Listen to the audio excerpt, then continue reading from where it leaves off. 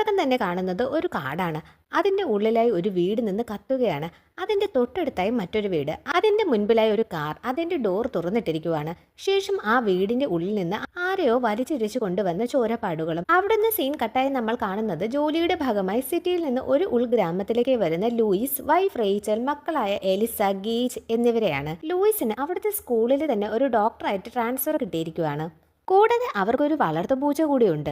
സത്യത്തിൽ അവർ വരുന്നത് നമ്മൾ തുടക്കത്തിൽ കണ്ട ആ വീട്ടിലേക്കാണ് കേട്ടോ. ആരെയോ വലിച്ചിഴച്ചുകൊണ്ട് പോയതായിട്ട് നമ്മൾ കണ്ടില്ലേ, ആ വീട് തന്നെ. അടുത്ത ദിവസം ലൂയിസ് ജോലിക്ക് പോയ ശേഷം റേച്ചലും എലിസയും വീട് ക്ലീൻ ചെയ്യുവാണ്. പെട്ടെന്ന് അവർ റോഡിൽ കൂടി ഒരു കൂട്ടം പിള്ളേർ ഒരു ഉന്തുവണ്ടിയിൽ ഒരു ചത്ത പട്ടിയുമായി കാടിന്റെ ഉള്ളിലേക്ക് പോവുകയാണ്. ആ കുട്ടികളെല്ലാം മുഖത്ത് പല മൃഗങ്ങളുടെയും മുഖംമൂടിയൊക്കെ ഇട്ടിട്ടുണ്ട്. ഇതൊക്കെ കണ്ട് എലിസ റേച്ചലിനോട് ചോദിച്ചു, അമ്മേ എന്താണ് അവർ ചെയ്യുന്നത്? അത് എന്തോ ഘോഷയാത്ര പോലെ എന്തോ ആണെന്ന് തോന്നുന്നു. ഘോഷയാത്രയോ? അതെന്താണ്? എന്തോ പരേഡ് പോലെ ഒന്നാണ്. പക്ഷേ എന്തോ അത് തമാശയായി തോന്നുന്നില്ല. റേച്ചലിന് ഉള്ളിൽ എന്തോ ചെറുതായൊരു പേടി തോന്നി. എലിസ ഇത് നോക്കി അവരുടെ പിറകെ കുറച്ച് മുൻപിലേക്ക് നടന്നു. പക്ഷേ റേച്ചൽ അവളെ തിരികെ വിളിച്ചു. അവളുടെ വീടിന്റെ അടുത്തായി മറ്റൊരു വീട് കൂടിയുണ്ട്. ആ വീടാണ് കേട്ടോ സിനിമയുടെ തുടക്കത്തിൽ കാടിന്റെ നടുവിൽ നിന്നൊരു വീട് നിന്ന് കത്തുന്നത് കണ്ടില്ലേ, അത്. അവിടെ കുറച്ച് പ്രായമായ ഒരാൾ വിൻഡോയിൽ കൂടി പുറത്തേക്ക് നോക്കുന്നുണ്ട്. എലിസ ആണെങ്കിൽ ആകാംക്ഷ കാരണം അവർ എങ്ങോട്ടേക്കാണ് പോകുന്നതെന്നറിയാൻ അവർ പോയ വഴിയെ വച്ച് വിട്ടു. കുറച്ച് ഉള്ളിലേക്ക് ചെന്നപ്പോൾ അവൾ കണ്ടത് പേഡ് സെമട്രി എന്ന കുരിശു പോലുള്ള ഒരു കമ്പിൽ ഒരു എൻട്രി ബോർഡ് പോലെ എഴുതി വെച്ചിരിക്കുന്നു. അതിന്റെ ഉള്ളിലായി സെമിത്തേരി പോലെ വളർത്തുമൃഗങ്ങൾക്കായുള്ള ഒരു സ്ഥലം. ഓരോ വളർത്തുമൃഗങ്ങളെയും മരണശേഷം ഇവിടെ കൊണ്ടുവന്ന് അടക്കും. അവിടെ കുരിശിന്റെ രൂപവും വയ്ക്കും. ശേഷം അതിന്റെ ഓർമ്മയ്ക്കായി അതിനെ വളർത്തിയ കൂടും ബെൽറ്റും അങ്ങനെ അതിന്റെ സാധനങ്ങളെല്ലാം അവിടെ വയ്ക്കും. അതിന്റെ ബാക്കിലായി കുറെ മരകഷ്ണങ്ങളൊക്കെ കൂട്ടി ഒരു കൂനയായി ഇട്ടിട്ടുണ്ട്. നമ്മുടെ എലിസ നേരെ അതിലേക്ക് വലിഞ്ഞു കയറാൻ പോയി. പെട്ടെന്ന് പിറകിൽ നിന്നൊരു വിളി, ഏയ് അവിടെ നിന്ന് ഇറങ്ങ്. ഇത് കേട്ടതും അവൾ പേടിച്ച് കാല് തെറ്റി താഴെ വീണു. അയാളുടെ പേര് ജൂഡ് എന്നാണ്. ഈ പുള്ളിക്കാരനെ കേട്ടോ തൊട്ടു മുൻപ് ആ വിൻഡോയിൽ കൂടി ഒരാൾ നോക്കുന്നത് കണ്ടില്ലേ, അയാൾ തന്നെ. പേടിച്ച് താഴെ വീണ എലിസയുടെ കാല് മുറിഞ്ഞിരുന്നു. ജൂഡ് വന്നിട്ട് ആ മുറിവിൽ മണ്ണൊക്കെ വെച്ച് കൊടുത്തു. ശേഷം നമ്മുടെ എലിസ ജൂഡിനോട് ഇതെന്താണ് സംഭവം, ഇതെന്താ ഇങ്ങനെയൊക്കെ എന്ന് ചോദിച്ചു. ജൂഡ് അവിടെ അടക്കം ചെയ്ത തന്റെ നായയെ അവൾക്ക് കാണിച്ചു കൊടുത്തു. അപ്പോഴേക്കും റേച്ചൽ അവിടേക്ക് എലിസയെ അന്വേഷിച്ച് വന്നിരുന്നു. എലിസ റേച്ചലിന് ജൂഡിനെ പരിചയപ്പെടുത്തി കൊടുത്തു. അമ്മേ, ഇത് നമ്മുടെ നെയ്ബറാണ്. റേച്ചലും സ്വയം പരിചയപ്പെടുത്തി. അതെ, ഇവിടേക്ക് വരുന്നത് അത്ര സേഫ് ഒന്നുമല്ല എന്ന് ജൂഡ് അവരോട് പറഞ്ഞു. ശേഷം റേച്ചലും എലിസയും അവിടെ നിന്ന് പോയി. അന്ന് രാത്രി എലിസ അച്ഛനോട് ചോദിക്കുന്നുണ്ട്, അച്ഛ ഈ വളർത്തുമൃഗങ്ങൾ എന്താണ് ഇങ്ങനെ പെട്ടെന്ന് മരിച്ചു പോകുന്നത്? ലൂയിസ് ഒരുവിധം അവളെ കാര്യങ്ങളൊക്കെ പറഞ്ഞ് മനസ്സിലാക്കി. അപ്പോൾ എലിസ റേച്ചലിനോട് ചോദിച്ചു, അപ്പോൾ അമ്മയുടെ സിസ്റ്ററോ? അവർ വളരെ ചെറുതിലെയല്ലേ മരിച്ചത്? പെട്ടെന്ന് റേച്ചലിന് അവളുടെ സിസ്റ്ററിന്റെ കാര്യം ഓർമ്മ വന്നു. എന്നാൽ അവളുടെ മൈൻഡ് മാറ്റാൻ ലൂയിസ് വേറെ കാര്യങ്ങൾ എടുത്തിട്ടു. അടുത്ത ദിവസം സ്കൂളിൽ അപകടം പറ്റിയ ഒരു സ്റ്റുഡന്റിനെ ലൂയിസിന്റെ അടുത്തേക്ക് കൊണ്ടുവന്നു. അവന്റെ മുഖത്തിന്റെ പകുതിയോളം പോയിരുന്നു. അവനെ രക്ഷിക്കാൻ ലൂയിസ് ഒത്തിരി ശ്രമിച്ചെങ്കിലും നടന്നില്ല. എന്നാൽ പെട്ടെന്ന് ആ പയ്യൻ ലൂയിസിനോട്, ലൂയിസ് ആ മതിലിനെ തകർക്കരുത് എന്ന് പറഞ്ഞു. പെട്ടെന്ന് അവിടേക്ക് ഒരു നഴ്സ് വന്നു. അപ്പോഴാണ് ലൂയിസിന് മനസ്സിലായത് അത് ലൂയിസിന്റെ തോന്നലാണെന്ന്. ആ പയ്യന്റെ ആ പകുതി പോയ മുഖവും അവന്റെ ആ മരണവും ഒക്കെ ലൂയിസിന്റെ മനസ്സിനെ വല്ലാതെ തളർത്തിയിരുന്നു. അടുത്ത ദിവസം കുറച്ച് കുക്കീസൊക്കെ ആയിട്ട് എലിസ ജൂഡിനെ കാണാൻ പോയി. അവൾ അയാളെ തന്റെ വീട്ടിലേക്ക് ക്ഷണിച്ചു. വീട്ടിലേക്ക് വന്ന ജൂഡിന്റെ അടുത്ത് എലിസയുടെ വളർത്തുപൂച്ച വളരെ പെട്ടെന്ന് തന്നെ കമ്പനിയായി. അന്ന് രാത്രി ഉറക്കം വരാത്ത ലൂയിസ് ജനലിന്റെ അവിടെ എന്തോ സൗണ്ട് കേട്ട് അങ്ങോട്ടേക്ക് പോയി നോക്കി. പെട്ടെന്ന് പിറകിൽ നിന്നൊരു വിളി. ലൂയിസ് അങ്ങോട്ടേക്ക് പോയി നോക്കിയതും അവിടുന്ന് പുറത്തേക്ക് ഒരു വാതിൽ. അത് തുറക്കുന്നത് ആ കാട്ടിലേക്കാണ്. ലൂയിസിനെയും വിളിച്ചുകൊണ്ട് തലേ ദിവസം സ്കൂളിൽ വെച്ച് മരിച്ച ആ പയ്യനില്ലേ, അവൻ ആ കാട്ടിനുള്ളിലേക്ക് പോകുവാണ്. ലൂയിസ് ആ പെറ്റ് സെമിട്രിയുടെ അടുത്തെത്തി. ആ പയ്യനെ കാണുന്നില്ലെങ്കിലും നിങ്ങൾ ഇങ്ങോട്ടേക്ക് വരരുത്, അത് ആപത്താണ്. മരക്കഷ്ണങ്ങൾ കൊണ്ടുള്ള ആ മതിൽ കാണിച്ചിട്ടാണ് പ്രേതം അവനോടത് പറഞ്ഞത്. പെട്ടെന്നാണ് ഒരു കൈ കൊണ്ടുവന്ന് അവനെ പിടിച്ചു വലിച്ചു കൊണ്ടുപോകുന്നത്. പെട്ടെന്ന് നമ്മുടെ ലൂയിസ് ഞെട്ടി ഉണർന്നു. അപ്പോഴാണ് അവന് മനസ്സിലായത് താൻ ഇതുവരെ കണ്ടതെല്ലാം സ്വപ്നമായിരുന്നെന്ന്. എന്നാൽ ഷീറ്റ് മാറ്റി നോക്കിയപ്പോൾ അവന്റെ കാലിൽ നിറയെ ചെളിയായിരുന്നു. അങ്ങോട്ടേക്ക് വന്ന റേച്ചൽ കാണാതെ ഇരിക്കാൻ ലൂയിസ് പെട്ടെന്ന് അത് ഷീറ്റ് കൊണ്ട് തന്നെ മറച്ചു. എന്താണ് സംഭവിച്ചതെന്ന് ലൂയിസിന് ഒരു പിടിയും കിട്ടുന്നില്ല. അതൊക്കെ കഴിഞ്ഞ് ഡ്യൂട്ടിക്ക് പോകാൻ നിന്ന ലൂയിസിനെയും കൂട്ടി ജൂഡ് കുറച്ച് മുൻപിലേക്ക് പോയി. എന്നിട്ട് അവിടെ ഒരു പൂച്ച മരിച്ചു കിടക്കുന്നത് കാണിച്ചു കൊടുത്തു. സത്യത്തിൽ അത് ലൂയിസിന്റെ വളർത്ത പൂച്ചയായിരുന്നു.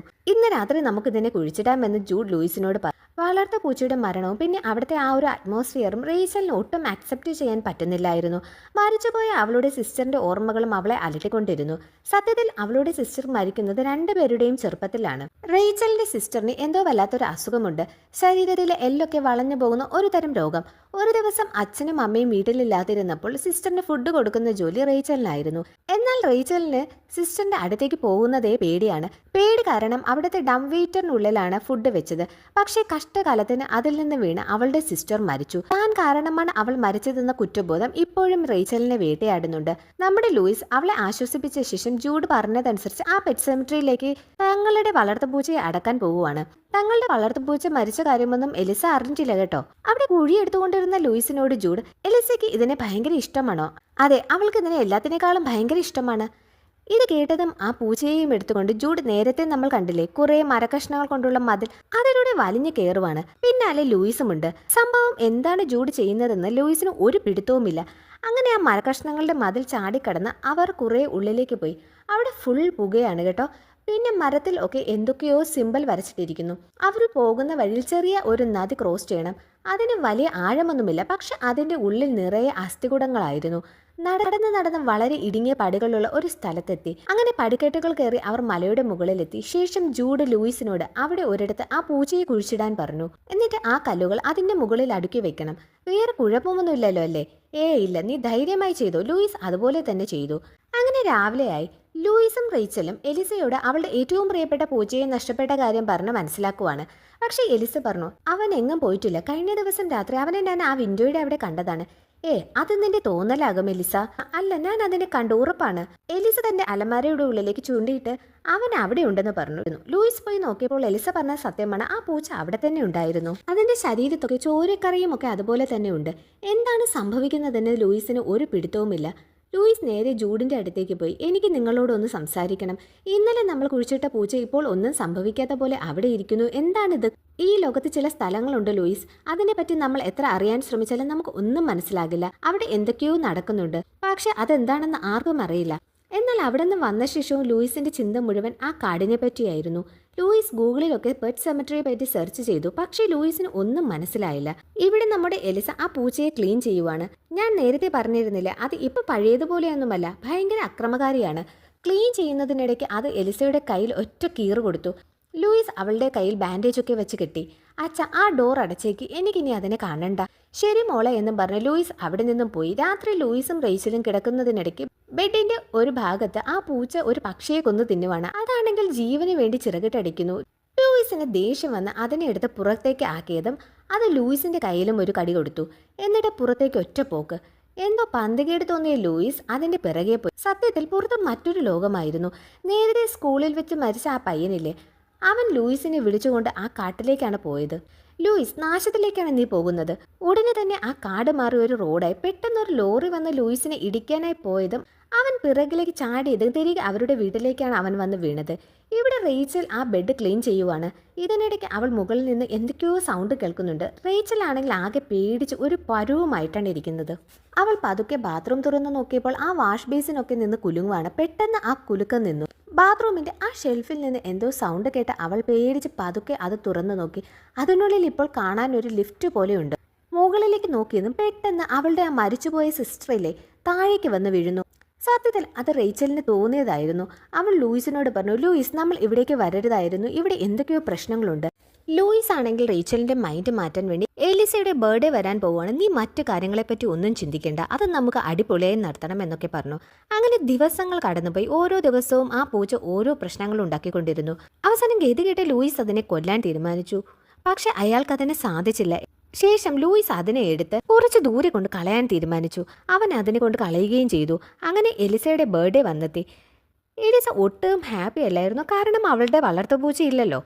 ഇത് മനസ്സിലാക്കിയ ലൂയിസ് അതിന് പകരമായി അവൾക്കൊരു പാവയെ സമ്മാനമായി കൊടുത്തു. അത് കിട്ടിയപ്പോഴേ അവൾ ഹാപ്പിയായി. ശേഷം എല്ലാവരും കളിച്ചുകൊണ്ടിരിക്കുവാണ്. അതിനിടയ്ക്ക് എലിസ റോഡിലേക്ക് ഓടി. അപ്പോഴാണ് തൻ്റെ വളർത്തുപൂച്ച അങ്ങോട്ടേക്ക് വരുന്നത് അവൾ കണ്ടത്. അവൾ നേരെ അതിൻ്റെ അടുത്തേക്ക് ഓടി. ഇത് കണ്ട ഗേജും അങ്ങോട്ടേക്ക് പോയി.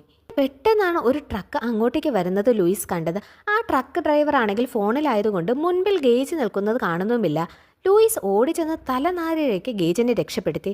എന്നാൽ പെട്ടെന്ന് ഗേജിനെ കണ്ട് ട്രക്ക് തിരിക്കാൻ ശ്രമിക്കുന്നതിനിടയ്ക്ക് അതിൻ്റെ പിൻഭാഗം അടർന്നു പോയി. ആ ഒരു പിൻഭാഗം നേരെ പോയത് റോഡിൽ നിൽക്കുന്ന എലിസയുടെ നേരെയാണ്. ബാക്കി കാര്യം പറയണ്ടല്ലോ, അത് ചെന്നിടിച്ച് സ്പോട്ടിൽ തന്നെ എലിസ മരിച്ചു. അങ്ങനെ എലിസയുടെ മരണാനന്തര ചടങ്ങുകളൊക്കെ കഴിഞ്ഞു. റേച്ചലിന്റെ മൈൻഡ് ഒന്ന് സെറ്റ് ആകാൻ വേണ്ടി ലൂയിസ് റേച്ചലിനെയും ഗേജിനെയും കുറച്ച് ദിവസത്തേക്ക് നാട്ടിലേക്ക് പറഞ്ഞുവിട്ടു. ശേഷം അന്ന് രാത്രി ലൂയിസ് ജൂഡിന്റെ അടുത്തേക്ക് വന്നു. സോറി ലൂയിസ്, ഞാൻ നിന്നെ ഒരിക്കലും ആ സ്ഥലത്തേക്ക് കൊണ്ടുപോകാൻ പാടില്ലായിരുന്നു. അതുകൊണ്ടാണ് നിനക്ക് എലിസയെ നഷ്ടമായത്. അതൊക്കെ കഴിഞ്ഞ് അന്ന് രാത്രി ലൂയിസ് ഒരു മൺവെട്ടിയും എടുത്ത് എലിസയെ അടക്കി ആ സിമിത്തേരിയുടെ അടുത്തേക്ക് പോവുകയാണ്. എന്നിട്ട് അവൻ അവളുടെ ബോഡി പുറത്തെടുത്തു. ലൂയിസ് എലിസയുടെ ബോഡിയുമായി നേരത്തെ ആ പൂച്ചയെ കൊണ്ട് ജൂഡുമായി പോയ ആ സ്ഥലമില്ലേ, അങ്ങോട്ടേക്കാണ് പോയത്. അവൻ ആ മലമുകളിൽ കൊണ്ടുപോയി ആ പൂച്ചയെ കുഴിച്ചിട്ട പോലെ അവളെയും കുഴിച്ചിട്ടു. അതൊക്കെ കഴിഞ്ഞ് തിരികെ വന്ന ലൂയിസ് കിടന്നുറങ്ങി. എന്നാൽ കുറച്ചു സമയം കഴിഞ്ഞ് പുറത്തേക്ക് എന്തോ കഥകൾ മുട്ടുന്ന സൗണ്ട് കേട്ട് ലൂയിസ് അങ്ങോട്ടേക്ക് പോയി. അപ്പോഴോ കഥക് തുറന്നു കിടക്കുന്നു. അവൻ പുറത്തേക്ക് ഇറങ്ങി നോക്കി. അവിടെ ഒന്നും ആരുമില്ല. തിരികെ കയറാൻ നിന്ന ലൂയിസ് വീടിനുള്ളിലേക്ക് ആരോ കയറിപ്പോയ പോലെ ചോരയുടെ കാൽപ്പാടുകൾ കണ്ടു. അവൻ ആ കാൽപ്പാടുകളുടെ പിറകെ പോയി. അവൻ ചെന്നെത്തിയത് ബേസ്മെന്റിലേക്കായിരുന്നു. പെട്ടെന്ന് പിറകിൽ നിന്നൊരു വിളി. അതെ, ആ പൂച്ചയെ പോലെ എലിസയും തിരികെ വന്നിരിക്കുകയാണ്. എലിസയെ കണ്ട സന്തോഷത്തിൽ ലൂയിസ് അവളെ കെട്ടിപ്പിടിച്ചു. ശേഷം ലൂയിസ് അവളെ കുളിപ്പിച്ച് വൃത്തിയാക്കുവാണ്. അവളുടെ മുടി ചെയ്യുന്നതിനിടയ്ക്ക് അയാൾ അവളുടെ തലയിൽ സ്റ്റിച്ചിന്റെ പാടുകൾ കണ്ടു. പക്ഷേ കാര്യങ്ങളെല്ലാം അറിയുന്ന ലൂയിസ് ഒന്നും മിണ്ടിയില്ല. ശേഷം ലൂയിസ് അവളെയും കൊണ്ട് ബെഡിൽ കിടത്തി. അച്ഛാ, എനിക്ക് എൻ്റെ പിറന്നാൾ ദിവസം ഓർമ്മയുണ്ട്. ഞാൻ വളരെ ഹാപ്പി ആയിരുന്നു. അവൻ തിരികെ വന്നപ്പോഴും ഞാൻ ഒത്തിരി സന്തോഷിച്ചു. അവൻ എന്ന് ഉദ്ദേശിച്ചത് ആ വളർത്തു പൂച്ചയാണ് കേട്ടോ. പക്ഷെ എല്ലാം അവസാനിച്ചു. ഏയ് ഇല്ല മോളെ, നീ ഇപ്പോൾ തിരികെ വന്നിരിക്കുവാണ്. തിരികെയോ? എവിടുന്ന്? ഞാൻ മരിച്ചു പോയില്ലേ? എന്നാൽ അയാൾക്ക് ഒന്നിനും മറുപടിയില്ലായിരുന്നു. രാവിലെ ലൂയിസ് ബെഡിൽ എൽസയെ നോക്കിയപ്പോൾ അവളെ അവിടെയൊന്നും കാണുന്നില്ല. അവൾ ഹാളിൽ നിന്ന് ഡാൻസ് കളിക്കുവാണ്. അവളുടെ ഡ്രസ്സിലും കാലിലും ഒക്കെ ചെളി പറ്റിയിരിപ്പുണ്ട്. എന്നാൽ കളിക്കുന്നതിനിടയ്ക്ക് അവൾ അവിടെ ഇരിക്കുന്ന ഗ്ലാസുകളും ഫോട്ടോകളും ഒക്കെ തള്ളിയിട്ട് പൊട്ടിക്കുവാണ്. അതെ, അവൾ നേരത്തെ മരിച്ചു പോയിട്ട് തിരികെ വന്ന ആ വളർത്തുപൂച്ചയില്ലേ, അതിനെ പോലെ ഒരു അഗ്രസീവായി മാറിയിരിക്കുവാണ്. ഇവിടെ റേച്ചൽ കുറച്ച് ദിവസം എന്ന് പറഞ്ഞ് നാട്ടിലേക്ക് പോയെങ്കിലും അടുത്ത ദിവസം രാവിലെ തന്നെ തിരികെ വരുവാണ്. അവൾ എത്ര ട്രൈ ചെയ്തിട്ടും ലൂയിസിനെ കിട്ടാത്തത് കൊണ്ട് ജൂഡിനെ വിളിച്ചിട്ട് ലൂയിസിന് എന്ത് പറ്റിയെന്ന് തിരക്കാൻ പറഞ്ഞു. അയാൾ ലൂയിസിന്റെ വീട്ടിലേക്ക് പോയി ഡോർ തട്ടി വിളിച്ചു. എന്നാൽ ലൂയിസ് ഡോറ് പോലും തുറക്കാതെ ഓരോ കാരണങ്ങൾ പറഞ്ഞ് ജൂഡിനെ ഒഴിവാക്കാൻ ശ്രമിച്ചു. ലൂയിസിന്റെ കയ്യിലെ മണ്ണ് കണ്ടപ്പോഴേ തന്നെ ജൂഡിന് കാര്യം മനസ്സിലായി. ലൂയിസ്, നീ എന്തെങ്കിലും ചെയ്തിട്ടുണ്ടെങ്കിൽ അത് എന്നോട് പറ. ഞാനൊന്നും ചെയ്തിട്ടില്ല, എനിക്ക് ഒരു പ്രശ്നവുമില്ല ഇതും പറഞ്ഞ് അയാൾ ഡോർ അടച്ചു. ഇതെല്ലാം എലിസയും മാറി നിന്ന് കേൾക്കുന്നുണ്ട്. കൂടുതലൊന്നും ചോദിക്കാൻ നിൽക്കാതെ ജൂഡ് അവിടെ നിന്നും പോയി. എന്നാൽ കുറച്ച് മുൻപിലേക്ക് ചെന്നിട്ട് തിരിഞ്ഞു നോക്കി അയാൾ കണ്ടത് ആ വീടിന്റെ ജനലിൽ കൂടി തന്നെ നോക്കുന്ന എലിസയാണ്. അയാൾ പേടിച്ച് അവിടെ നിന്ന് ഓടി. തൻ്റെ വീട്ടിൽ ചെന്ന് ഡോറൊക്കെ ലോക്ക് ചെയ്തു. എന്നിട്ട് അവിടെ ഡ്രോയറിൽ കിടക്കുന്ന തോക്കും എടുത്ത് മുകളിലേക്ക് പോയി. എനിക്കറിയാം നീ ഇവിടെ ഉണ്ടെന്ന്. ഇതും പറഞ്ഞുകൊണ്ട് ജൂഡ് അവിടെയൊക്കെ ആരെയും തിരയുകയാണ്. അതാ തൻ്റെ പ്രിയപ്പെട്ട നായയുടെ ഫോട്ടോ താഴെ വീണ് പൊട്ടിക്കിടക്കുന്നു. പെട്ടെന്ന് ആരോ ജൂഡിന്റെ കാലിൽ കത്തികൊണ്ട് കുത്തി. തൊട്ടടുത്ത് തന്നെ ആ പൂച്ചയുമുണ്ട്. ജൂഡിന് മനസ്സിലായത് എലിസയാണെന്ന്. എലിസ, പ്ലീസ് എന്നെ ഒന്നും ചെയ്യരുത്. പക്ഷെ അവൾ ആ മുഖംമൂടി മാറ്റിയപ്പോൾ അത് ജൂഡിന്റെ മരിച്ചുപോയ ഭാര്യയായി മാറി. നീ ആ സ്ഥലത്തിനെ പറ്റി ലൂയിസിനോട് പറഞ്ഞു കൊടുത്തല്ലേ? ഇതും പറഞ്ഞ് അവൾ അയാളെ കുത്തി മലർത്തി. സത്യം പറഞ്ഞാൽ എലിസയുടെയും ജൂഡിന്റെ മരിച്ചുപോയ ഭാര്യയുടെയും ആത്മാക്കൾ അവിടെ തന്നെ ഉണ്ടായിരുന്നു. ഇവിടെ റേച്ചൽ ലൂയിസിന്റെ അടുത്ത് എത്തിയിരിക്കുവാണ്. റേച്ചൽ ആണെങ്കിൽ ലൂയിസിന്റെ കാലിൽ ചെളിയൊക്കെ കണ്ടതോടെ അവൾക്കും എന്തോ പന്തികേട് തോന്നി. ലൂയിസ്, ഇവിടെ എന്തൊക്കെയാണ് സംഭവിക്കുന്നത് എന്ന് ചോദിച്ചു തീരും മുമ്പ് എലിസ അവിടേക്ക് വന്നു. റേച്ചൽ, അവിടെ പെറ്റ് സെമിട്രിക്ക് തൊട്ടടുത്തായി മറ്റൊരു സ്ഥലമുണ്ട്. ആ സ്ഥലം മരിച്ചു പോയതിനെയൊക്കെ തിരികെ കൊണ്ടുവരാൻ പറ്റും. അമ്മയ്ക്ക് സന്തോഷമായോ? എലിസ ഓടി വന്ന് അവളെ കെട്ടിപ്പിടിച്ചെങ്കിലും തിരികെ ഒന്ന് കെട്ടിപ്പിടിക്കാൻ പോലും പറ്റാതെ മരവിച്ച ഒരവസ്ഥയിലായിരുന്നു റേച്ചൽ. റേച്ചൽ, നീ അവളെ ഒന്ന് കെട്ടിപ്പിടിക്കേ. അവൾ ഇല്ല എന്ന് ആംഗ്യം കാട്ടി. ഞാൻ പോയി ഗേജിനെ ഓർക്കട്ടെ എന്ന് പറഞ്ഞ് റേച്ചൽ അവരെയും എടുത്തുകൊണ്ട് റൂമിലേക്ക് ഓടി. അമ്മയ്ക്ക് ഞാൻ തിരികെ വന്നത് ഒട്ടും ഇഷ്ടമായില്ലല്ലേച്ചാ? അങ്ങനെയൊന്നും ഇല്ല മോളെ. ലൂയിസ് റൂമിലേക്ക് വന്നിട്ട് നീ എന്താണ് എലിസയെ മൈൻഡ് ചെയ്യാതെയെന്ന് ചോദിച്ചു. സത്യം പറയൂ ലൂയിസ്, അത് ആരാണ്? എലിസ മരിച്ചു പോയതല്ലേ? നമ്മൾ അവളെ അടക്കിയതുമാണ്. അതെ, പക്ഷെ അവൾ പുനർജീവിച്ചിരിക്കുവാണ്. നമ്മുടെ പൂച്ച മരിച്ചതല്ലേ, അതിനെയും നമ്മൾ അടക്കിയില്ലേ? അതും തിരികെ വന്നില്ലേ? അവിടെ ആ പെറ്റ് സെമിട്രിയുടെ അടുത്തായി മറ്റൊരു സ്ഥലമുണ്ട്. അവിടെ കൊണ്ടുപോയി മരിച്ചുപോയി എന്തിനെ കുഴിച്ചിട്ടാലും അത് ജീവനോടെ തിരികെ വരും. പുറത്ത് എന്തോ ഒച്ച കേട്ട് ലൂയിസ് എലിസയെ നോക്കി പുറത്തേക്ക് പോയി. എന്നാൽ അവൾ അവിടെ ഒന്നും ഉണ്ടായിരുന്നില്ല. പെട്ടെന്നാണ് ലൂയിസ് ജൂഡിന്റെ വീട്ടിൽ ലൈറ്റ് കണ്ടത്. എലിസ അവിടെ പോയി കാണുമെന്ന് കരുതി അവനും അങ്ങോട്ടേക്ക് പോയി. ഇവിടെ റേച്ചലാണെങ്കിലോ ആകെ പേടിച്ച് വിറച്ച് വല്ലാത്തൊരവസ്ഥയിലും. പെട്ടെന്ന് എലിസ ഒരു കത്തിയുമായി റേച്ചലിനെ കുത്താൻ വന്നു. ഒരുവിധം അവൾ പിടിച്ചു നിന്നെങ്കിലും അവൾക്ക് കുത്തേറ്റു. പെട്ടെന്ന് അവൾ എലിസയെ തള്ളിമാറ്റി ഗേജിനെയും എടുത്ത് പുറത്തേക്ക് ഓടാൻ തുടങ്ങിയതും അവൾ റേച്ചലിന്റെ കാലിന് ഒറ്റപ്പിടി. റേച്ചൽ അവളെ ചവിട്ടി പുറത്താക്കി. എന്നിട്ട് റൂമിൽ കയറി കഥക് ലോക്ക് ചെയ്തു. നമ്മുടെ ലൂയിസ് ആകട്ടെ എലിസയെ തിരക്കി ജൂഡിന്റെ വീട്ടിലേക്ക് പോയേക്കുവാണല്ലോ. എത്ര വിളിച്ചിട്ടും ജൂഡിന്റെ അനക്കമൊന്നും ഇല്ലാത്തത് കൊണ്ട് അവൻ വീടിന്റെ ഉള്ളിലേക്ക് കയറി നോക്കി. അപ്പോഴിതാ അവിടെ അവരുടെ വളർത്തുപൂച്ച ഇരിക്കുന്നു. താഴെയായി ജൂഡ് മരിച്ചു കിടക്കുന്നു. പന്തികേട് മനസ്സിലാക്കി ലൂയിസ് തിരികെ വീട്ടിലേക്ക് വരുവാണ്. ഇവിടെ എലിസ ആ കഥക് ഇടിച്ചു തുറക്കുന്നുണ്ട്. രക്ഷപ്പെടാൻ വേണ്ടി റേച്ചൽ അവിടെ ഇരുന്ന ഒരു കസേര എടുത്ത് റൂമിന്റെ വീഡിയോ അടിച്ചു തകർത്തു. അപ്പോഴേക്കും ലൂയിസ് വീടിൻ്റെ അടുത്തെത്തിയിരുന്നു. റേച്ചൽ നമ്മുടെ ഗേജിനെ ആ ജനലിൽ കൂടി വളരെ സേഫായിട്ട് ലൂയിസിൻ്റെ കയ്യിൽ ഇട്ട് കൊടുത്തു. പക്ഷേ റേച്ചൽ ചാടുന്നതിന് മുൻപേ എലിസ ആ റൂമിൻ്റെ ഉള്ളിൽ കയറി റേച്ചലിൻ്റെ ബാക്കിൽ ഒറ്റ കുത്ത്. ലൂയിസ് ഗേജിനെ സേഫായിട്ട് അവരുടെ കാറിൽ കൊണ്ടുപോയി ഇരുത്തി. ഡാഡി ഒഴികെ ആര് വന്ന് വിളിച്ചാലും ഈ ഡോർ തുറക്കരുത്, പ്രത്യേകിച്ച് എലിസ. ഇവിടെ എലിസ റേച്ചലിൻ്റെ വയറ്റിൽ മൂന്നാമത്തെ കുത്തും കുത്തി. നീ എന്നെ ആ ട്രക്ക് ഇടിച്ചപ്പോൾ ഒന്നും ചെയ്യാതെ നിൽക്കുമല്ലായിരുന്നു. അത് ഞാൻ പേടിച്ചു പോയി, അതുകൊണ്ടാണ്. അല്ല, നീ കള്ളം പറയുവാണ്. നിന്റെ സിസ്റ്ററിനെ നീ മനഃപൂർവ്വം കൊന്നതല്ലേ? അല്ലേ മമ്മി? നീ എന്നെ മമ്മി എന്ന് വിളിക്കരുത്. എൻ്റെ മകൾ എലിസ മരിച്ചുപോയി. ഇത് കേട്ടതും എലിസ പിന്നെയും ഒരു കുത്തുകൂടി അവൾക്ക് കൊടുത്തു. പെട്ടെന്ന് തന്നെ ലൂയിസ് റൂമിലേക്ക് വന്നു. റേച്ചൽ, നിനക്ക് എന്താണ് സംഭവിച്ചത്? ലൂയിസ്, എന്നെ ആ സ്ഥലത്തേക്ക് കൊണ്ടുപോകരുത്. റേച്ചൽ പറഞ്ഞത് ആ പെറ്റ് സെമിറ്ററിയുടെ അവിടെയുള്ള സ്ഥലത്തിൻ്റെ കാര്യമാണ്. മരിച്ചവരെ ജീവിപ്പിക്കുന്ന ആ സ്ഥലമല്ലേ, അത് തന്നെ. അത് പറഞ്ഞു തീർന്നതും എലിസ പിറകിൽ നിന്ന് ഒരു ചെയർ കൊണ്ട് ലൂയിസിൻ്റെ തലയ്ക്ക് ഒറ്റയടി. അവിടുന്ന് സ്ക്രീൻ ബ്ലാക്കൗട്ടായി നമ്മൾ കാണുന്നത് നമ്മുടെ എലിസയിലെ അവൾ റേച്ചലിനെയും വലിച്ചഴിച്ചുകൊണ്ട് പോകുവാണ്. മറ്റെവിടേക്കുമല്ല, ആ പെറ്റ് സെമിറ്ററിയുടെ അവിടെയുള്ള കാടിലെ അവിടേക്ക് തന്നെ. കാരണം റേച്ചലും മരിച്ചല്ലോ, അവളെ അവിടേക്ക് കൊണ്ടുപോയി കുഴിച്ചിടാനാണ് അവൾ പോകുന്നത്. കുറച്ച് കഴിഞ്ഞ് ബോധം വന്ന ലൂയിസ് ആകട്ടെ അവിടെ ചോരക്കറ മാത്രമേ കണ്ടുള്ളൂ. താഴെ വന്ന് കാറിൽ ഗേജിനെ നോക്കിയപ്പോൾ അവൻ സേഫായ കാറിൽ കിടന്നുറങ്ങുന്നു. അവൻ നേരെ പെറ്റ് സെമിറ്ററിയുടെ അവിടേക്ക് പോയി. പക്ഷേ സമയം ഒത്തിരി കടന്നു പോയത് കൊണ്ട് തന്നെ ലൂയിസിന് അറിയാമായിരുന്നു എലിസ റേച്ചലിനെയും ആ സ്ഥലത്ത് കുഴിച്ചിട്ടിട്ടുണ്ടാകുമെന്നും. അവിടെ വെച്ച് എലിസ ലൂയിസിനെ കുത്താൻ ശ്രമിക്കുകയാണ്. എന്നാൽ അവസാനം ലൂയിസ് എലിസയെ തള്ളിയിട്ട് അവിടെ ഇരുന്ന ഒരു ഇരുമ്പ് വെച്ച് അവളെ കുത്താൻ വന്നതും പെട്ടെന്ന് അവൾ പാവം കുട്ടിയായി അഭിനയിക്കുവാണ്. ഇതെല്ലാം അവളുടെ അടവാണെന്ന് മനസ്സിലാക്കിയ ലൂയിസ് പിന്നെയും അവളെ കുത്താൻ വന്നതും പെട്ടെന്നാണ് പിറകിൽ നിന്ന് ഒരു കമ്പി കൊണ്ട് ലൂയിസിന്റെ നെഞ്ചിലൂടെ ആരോ കുത്തി ഇറക്കിയത്. അത് മറ്റാരുമായിരുന്നില്ല, റേച്ചലായിരുന്നു. നേരത്തെ എലിസ റേച്ചലിനെ വലിച്ചിഴിച്ചു കൊണ്ടുപോയി കുഴിച്ചിട്ടില്ലേ? അതിനുശേഷം റേച്ചലും ഇപ്പോൾ എലിസയെ പോലെ ആയിരിക്കുവാണ്.